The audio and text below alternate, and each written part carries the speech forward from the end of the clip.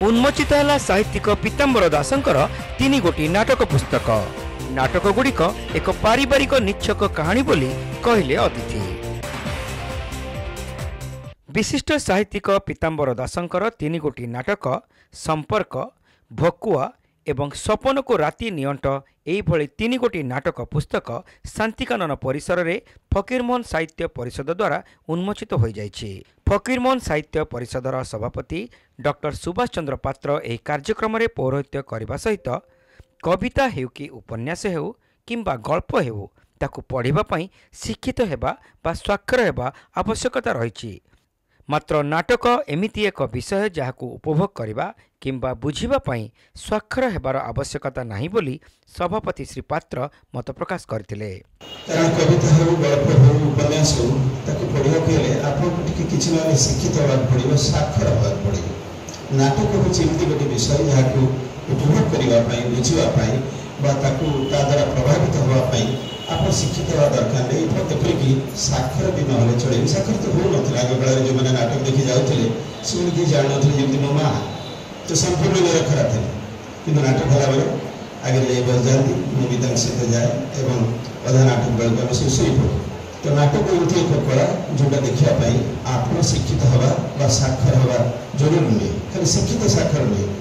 आप जदि कौन दृष्टि विकलांग भी होता उदाहरण स्वरूप आप जदि बधिर भी होती आप देखिकी भी चले जाए जहाँ बुद्ध हमार कथा से आखिरी आप जिनस ग्रहण कर पारे जब अंध हो जाती जमी आम रेडियो शुणुत जमी देखार स्कोप नाला तथापि आम के नाटक शुणुलु आकाशवाणी कटक 9टा बेले जो होता हिमांशु भूषण सावत और धरणा दास जो नाटक प्रति सोमवार रात 9टा बेलू जो नाटक चलता है आपण उपभोग करेंगे कलिकता जो मैंने आकाशवाणी कलिकता शुणुते से तो नाटक हूँ से दृष्टि अनन्य ये जोटा को उपभोग करने उद्बुद्ध होगापी द्वारा आलोकित होगापी आप शिक्षित हवा साक्षर हवा जरूरी नहीं।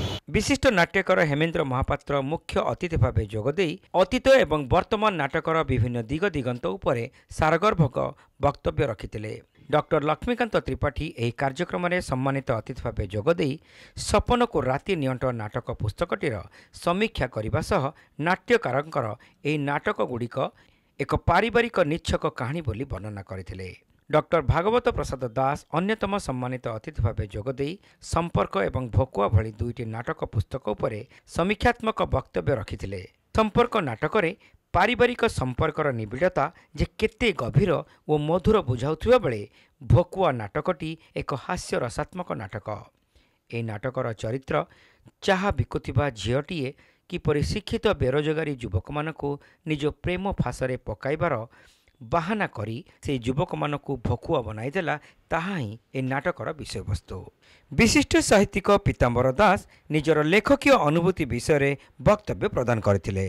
नाटक मु तो प्रथम शिशु साहित्य आरंभ करी पुणी गीतिकार हिसाब से कैसेट होता 2005 लक्ष्मी कांत बाबू जो थे परिषद सभापति निवारण बाबू थे जो सेक्रेटरी से उन्मोचन होता मोर गोटे मोर 2टा कैसेट होता से कैसेट चलता मामा अमेरिका देवेंडिया बिया के चुड़ी ये परिषद ही मत बहुत ऊपर को नहीं बहुत उत्साहित कर लक्ष्मीकांत बाबू आ निवारण बाबू से सदस्यता नहीं मोर मत शिशु साहित्य जो कविता उन्मोचन होता लायंस क्लब ये फकीरमोहन साहित्य अनुकूल जो ना लायंस क्लब मोर उन्मोचित होता लेखु लेखु लिखिली पुणी कौन गप शिशु मान गप वयस्क लेख प्रबंध नाटक लिखी।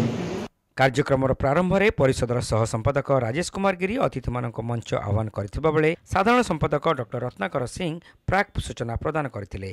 शेष में परिषदर वरिष्ठ सदस्य प्राध्यापिका ज्योत्स्ना राय समस्त को धन्यवाद अर्पण करथिले। एही पुस्तक उन्मोचन कार्यक्रम में सहरर बहु वरिष्ठ एवं विशिष्ट मान्यगण्य व्यक्तिविशेष जोग देथिले।